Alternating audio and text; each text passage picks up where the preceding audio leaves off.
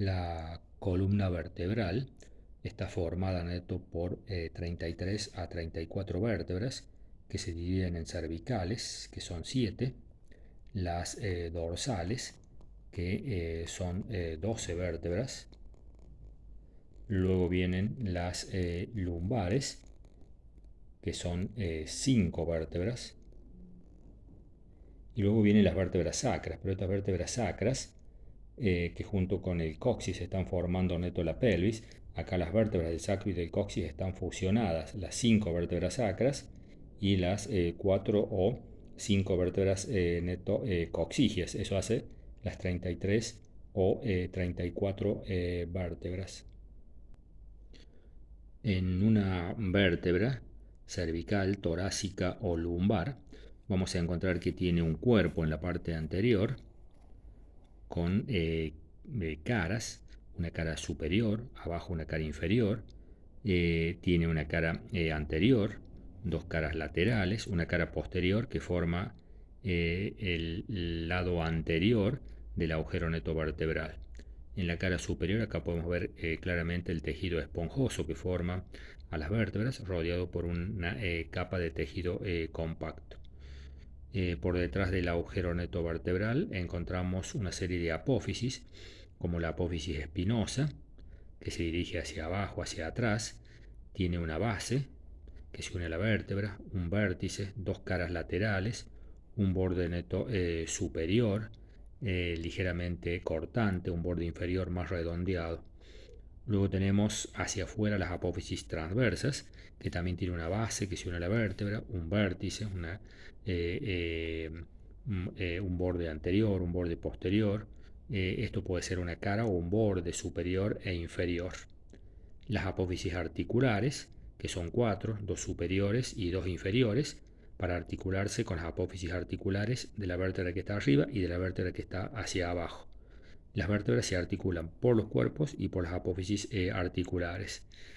Luego tenemos los pedículos que salen de la parte posterolateral del cuerpo y van a unirse con la base de las apófisis transversas y también con donde se encuentran también las apófisis articulares y la llegada de las láminas vertebrales.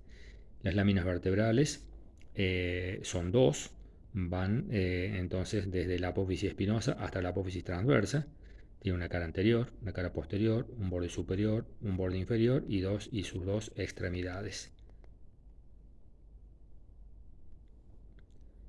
El agujero vertebral está limitado adelante por el cuerpo vertebral y a los lados por los pedículos y las láminas vertebrales.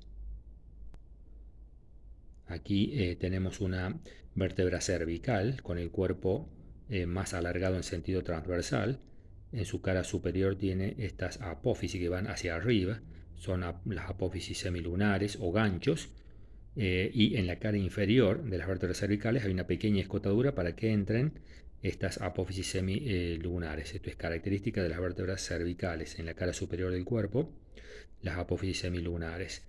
Luego tenemos el agujero vertebral de forma triangular de base anterior, las apófisis espinosas que son cortas, en su cara inferior tienen un canal y están divididas en dos tubérculos, son bituberculosas. Las apófisis articulares, dos superiores y dos inferiores, las superiores miran hacia arriba y hacia atrás, las inferiores miran hacia abajo y hacia adelante.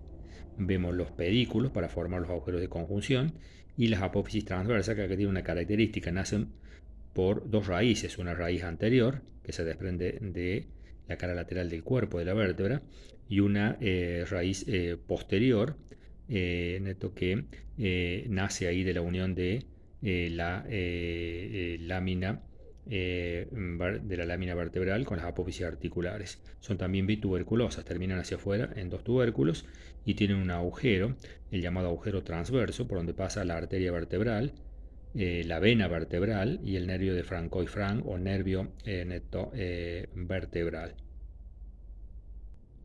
Hay vértebras cervicales que son especiales, como son la primera vértebra cervical o atlas, que no tiene cuerpo vertebral. El cuerpo se lo representa la llegada acá de la apófisis odontoides de la segunda vértebra que se llama axis.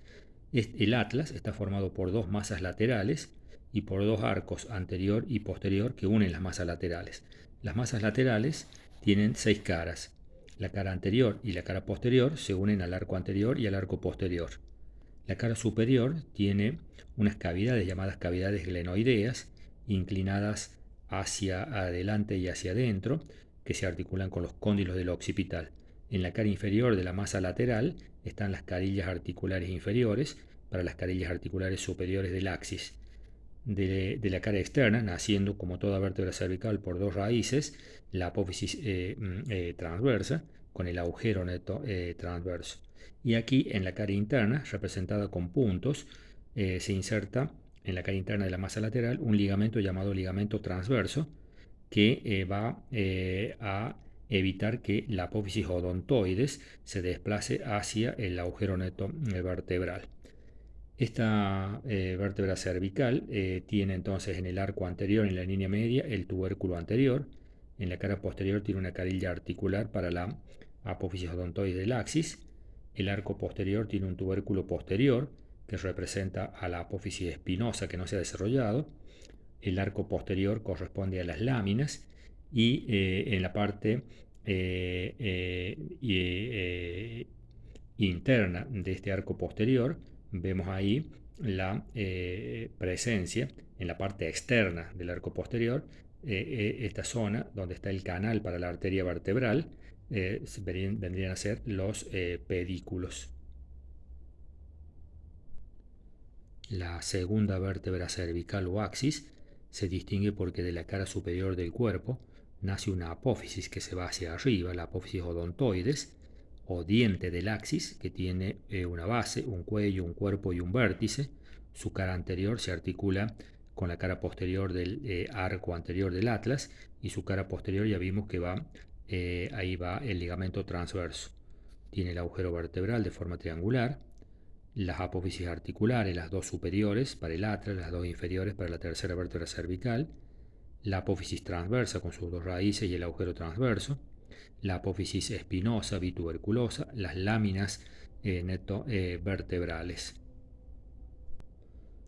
Aquí vemos el axis por su cara lateral para ver bien la carilla articular para el arco anterior del atlas, las apófisis articulares superiores, el cuerpo del cual sale la apófisis odontoides, las apófisis transversas con el agujero transverso, la lámina, las apófisis espinosas. Aquí vemos la séptima vértebra cervical, que tiene una característica, bueno, tiene el cuerpo, las apófisis transversas, las láminas, las apófisis articulares, el agujero vertebral de forma triangular, pero se destaca, ¿no es cierto?, por la mayor longitud de su apófisis espinosa, que se dirige hacia abajo y hacia atrás, y que es unituberculosa. Por eso esta séptima vértebra cervical se conoce como vértebra prominente. En la sexta cervical, que acá no la vemos, pero vamos a usar esta vértebra, tiene el tubérculo anterior de la apófisis transversa. Si ustedes vieron, las apófisis transversas eran bituberculosas. Aquí vemos que todas las apófisis transversas son bituberculosas, tienen un tubérculo anterior y un tubérculo posterior hacia afuera. Bueno, en la sexta cervical este tubérculo anterior es más grande, está más desarrollado, se llama tubérculo de Chaysignac, y ahí, por ahí cerca, pegado a este tubérculo y lo hace a este tubérculo, está la arteria carótida interna.